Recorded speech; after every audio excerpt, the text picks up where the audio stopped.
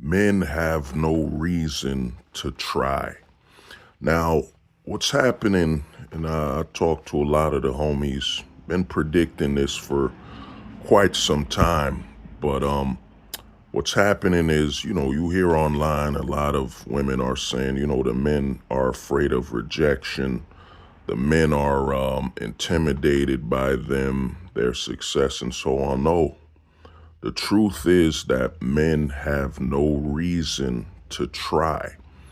And the reason for this is that if the men suggest anything, especially now after the Believe All Women, Me Too, and everything that's happened, in the 2010s, the false accusation, all that, my body, my choice, and everything. What's happened is the men understand that they cannot set any standards. And if the men try to set any standards of, be it privacy during the date, there could be a video uploaded online about how this man tried to kidnap her, or if the man tries to set any standards, he's abusive and trying to be a slave master and so on. So what's happened to the men and their approach is that they're ready to ghost. They're ready to ghost at a drop of a dime. You know what I'm saying? On some heat level, ready to ghost 30 seconds or less.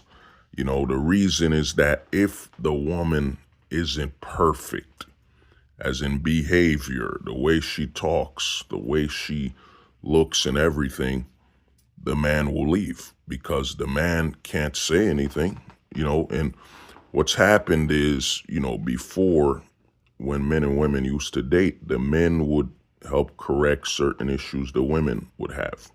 For example, if a woman talked too much or if a woman was too rude, the men would let her know. But now, if a woman's too rude or too open, anti-privacy, the men will just ghost. The men are ready to ghost, man.